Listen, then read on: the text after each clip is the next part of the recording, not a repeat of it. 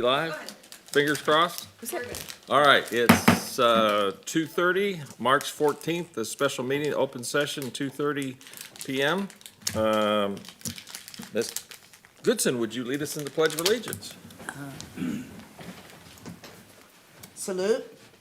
I pledge allegiance To the flag of the United States of America and to the republic for which it stands, one nation, under God, indivisible, with liberty and justice for all. Now, stepping back, can I have the roll call, please? Yes, Mr. Mayor, we are working still on the electronic voting system, so I will be verbally calling the roll tonight. Okay. I note council members Johnstone and Riggs as absent tonight. Councilmember Thompson, Here. Councilmember Goodson, here. Councilmember Weber, Here. Vice Mayor Smith, Mayor Pittman. Here. Thank you. And thank you all for the short notice to make this meeting, and we much appreciate it. We hope it will be a very successful event, so. Next item is regular business. Number one is the 2023 Community Development Block Grant application. That's me. Take it away, Amy. All right. Good afternoon, Mayor Pittman and council members. Thank you also for arranging time to be here today for the special meeting. I'm going to get a little bit of history. I'm going to try to make it quick, but if you might remember back in the summer of 2023, we went through the whole public participation process, and council voted to apply for first-time homebuyer funds and catalyst domestic violence. Well, then in the winter, December-ish, we were told that they were only going to do waitlisted projects from the 2019 grant. So we were anticipating a 2024 NOFA in January, but they once again changed plans for us and told us that would not happen until fall of 2024 because they were purchasing a new grant portal. Then they just told us that they were releasing an amended 2023 NOFA for $19 million for infrastructure-only projects. And that was released on January 31st with the applications being opened, the portal on March 1st. So what they mean by infrastructure-only shovel-ready are basically housing, community development, and economic development projects. So construction, infrastructure, rehab, street sidewalks, that type of thing, but they have to be shovel-ready. And shovel-ready means that the design work has been done, the environmental work has been done, the costs have been done, all of the things are ready to go so that when we're awarded that we can get the bid documents out right away and go. We don't have anything there. So Brian and I, we decided that this is a perfect opportunity. There isn't any competing projects that we would need to administer to try to purchase this aerial ladder truck. So it is considered infrastructure. The NOFA was released. It's $19 million for California. Each jurisdiction can submit one application of up to $3.3 million. And it's first come, first serve based on passing threshold. And so we are a little bit behind the ball on this because of the turnaround time.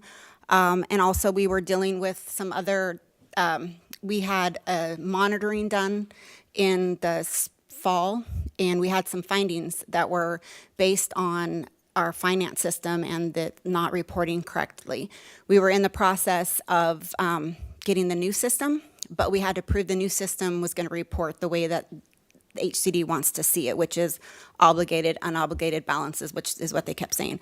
We were not able to get that monitoring clearance until this week, but I started this process to try to apply 3 weeks ago, and we've been pushing to try to we've been working with Tyler, trying to get the system to do what we need to do, and we were able to finally get it done. So anyway, that's why we're here, and that's why we asked a special meeting, because we're just trying to get this through, because all the other jurisdictions have the opportunity to apply as of March 1st.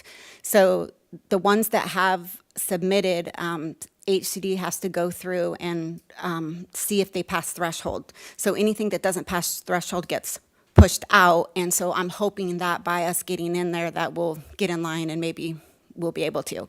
But this is a very minute chance that we'll probably get funded, but we felt that we really needed to try because it was such a large amount of money, and it could be so helpful for the city. But I kind of got off my script, but anyway. Does So- anybody have any questions of Amy? I was going to ahead. go a little bit about the ladder truck. Yeah. The cost of it is it's about a little over $2 million. If you pay for it when you order it, it's $2,090,000. But if you pay for it, or you get a $228,000 savings if you pay for it ordering, rather than if you paid for it at delivery. So that's what we would be recommending. I'm actually suggesting that we do the application for 2.75 million because that cost estimate was just until April of 2024. Sure. And Chief Tens was told that the increase could be anywhere from 1.5% up to 5% per quarter. And because CDBG takes a long time to raid and rank applications and approve contracts, I built in the increases so that would cover that plus general administration. If we have money left over, we have equipment that we can purchase for the engine, and then we would also be disencumbering funds at the end of a grant closeout. So that's why I went to 2.7, because I didn't want to be at a position when we can finally order it and we were short. Anyway, so that's basically it. Good reason to be here. Yes. You used the word Your microphone, council member. Sorry. Are Your we mic- on? There we go. The top one is, yeah. hola, thank you. All right, you used the word minute, so my question is why? And are you privy to seeing what other municipalities have submitted and what their Asks are. asks are? I cannot see that, but I do have relationships with consultants that I know have submitted applications for other jurisdictions totaling $16 million, and they did submit them on the first day that it opened. The consultant that I talked to, she thought that at least 2 of them would be thrown out for not passing threshold. I don't know what those 2 equaled, but that was only one person applying for the state, so I'm assuming there are other applications, but So it's extremely competitive. it's extremely competitive. It's not supposed to be competitive because it's over the counter. It's first come, first serve. But for us, it's competitive because we didn't get an application in on March 1st. Absolutely, absolutely. So I would venture to say that our asking is a little out, it's an innovative way of using infrastructure funding. Which we did with the Type 6 as well. It was infrastructure also. That's where they put it, because it's fire facilities or fire equipment is all lumped together. Well, and the first ladder truck was purchased the same way. Yeah. Any other questions, council? Okay. One comment I'll throw that you got to give accolades to Isaac or the department to have the specifications ready. Because just to sit down and have them ready can take months at a time. So I got to give a shout out to Isaac. I know he's been well involved with it. And you just don't buy these things off the shelf. You have to customize it for your community. So it's a good thing that we're in a position that we can even ask at this point. So hold on. We've had this conversation. We've already awarded monies. We have a truck in the works right now. We have an Customized, engine. right? No, we have an engine. An engine. It's an engine. Yeah. So when you said, The ladder because truck. I've had that you said it was a ladder truck. Right. That's what this is. This would be. That's what this is. Yeah, this But the is. one that has been ordered. That's already in is- play. Yeah. Is it a ladder truck? No. No. Thank No, you. it's a pumper. I heard you say, and so Yeah. we had that conversation Right. and, okay. And your pumper is the one without the chrome wheels. Pumper, that's all you had to say was chrome wheels. Did the ladder. Okay. Any gotcha. other questions? I have a Yes, go comment, ahead, Mr. please Mayor. do. So if we, let's hope we get this, if we do, I would like to, I think it would be, it's my will that we don't get rid of the old equipment, so in case we need it for something else later, We- expansion of, because, instead of selling it, I don't know if the council. It'd would be a agree. reserve Yeah. engine Yeah. or truck. Typically, the trucks last about 20 years and then 10 years in reserve status.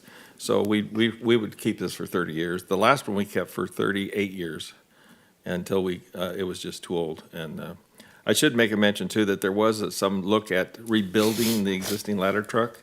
And that can be done, but when you do that, you don't bring it up to the new standards of everything. Emissions. You just fix not all the bells and whistles, and now the new ones have so many bells and whistles, you'd never be able to add it to Right, it. right. No, I agree, Yeah. Mr. Mayor. Yeah, I think that if we are awarded this grant, Yeah. we get the new bells and whistles, then we have the old one. yeah, I think it's very wise. What you say is very wise, yep. Okay. Any other questions? Mr. Mayor, if I may just say one quick comment, again, accolades to Chief Tens and his staff, because we've been talking about this for, I don't know how many months now, Yeah. to be candid, about the idea that we need this truck. The old truck is in the repair shop more than it's been on the road lately. It's had a lot of issues, and certainly a huge thanks to Well, Amy. it's 18 years, 18 Yeah. years old. And Amy and our finance director, Ruth, have been working to address the CDBG issues, but at the same time, Amy's been Yeah. kicking butt behind the scenes, getting this all ready to go. As soon as those, like I said, it's a team Okay. effort here for sure. Yeah, thank you. Can I also just let you know that we are currently being told that they are going to release the 2024 NOFA in July now, not the not the fall. So we'll see. We'll have to start doing the public participation process for that. But I did want to put in your mind also that we still were not able to fund the first-time homebuyer program or the Catalyst domestic violence. So at this point, my recommendation is still to do that. Right. However, we still have to go through the process of public participation.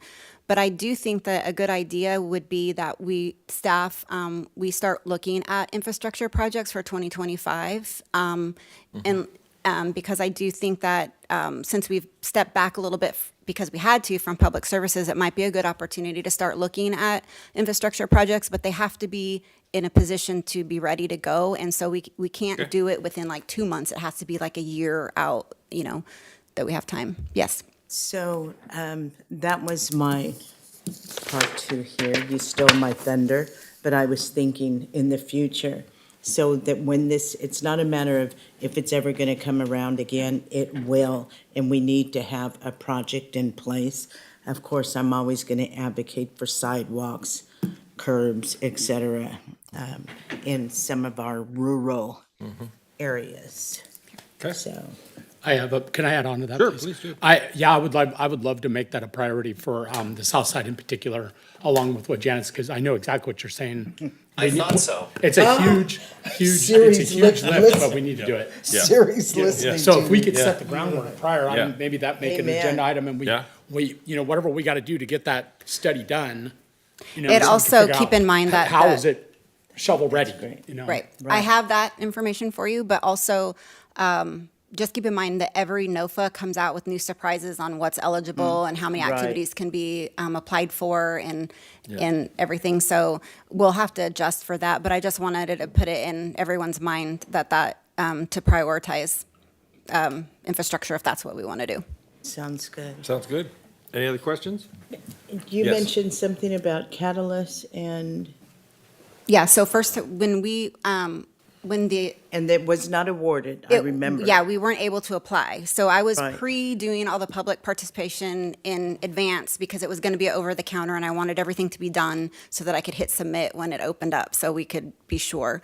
Our CDBG first-time homebuyer program has no money. We haven't for several months. And then Catalyst Domestic Violence just submitted their last invoice and they do not have any funding for their Oroville now either. So those are two critical programs that are utilized in Oroville a lot. And Okay, so, just here. Real quick on Go this, ahead. so shovel ready. I remember when we were discussing roads, we had different tiers, so to speak, of, requirements. Could we not, on looking at, and I think Fred's been working on it, like a map, a project map, that's prioritized. Could you not then quickly do roads, small pieces? Because then it would just not require, all of the engineering and all of that. It was just like resurfacing a road or something of that no, nature. that is not, so The tier, yeah. maintenance is not allowable. It has to be improvements, new roads, new curb and gutter. Okay. So maintenance is considered city responsibility. This is for new. Okay, all right, just, And we would have to submit engineering. It's, in the application, you have to upload. required. Upload the information. If you don't upload, you can't get past that, and you can't put a blank piece of paper in there to upload, because that has been done. Wow. Okay, Okay. all right, any more questions? If not, I'd entertain a motion. Good job. I move that we adopt Resolution 9233. Then second, call the roll, please. Okay, again, I note Councilmembers Johnstone and Riggs as absent. Councilmember Thompson? Yes. Councilmember Goodson? Yes. Councilmember Weber? Yes. Vice Mayor Smith? Yes. Mayor Pittman? Yes. Motion passes unanimously. So note that we had no public in the audience for any public comment. Given that consideration, we now move to adjournment to the March 19th, 2024 meeting at 4:30 PM. Thank you all.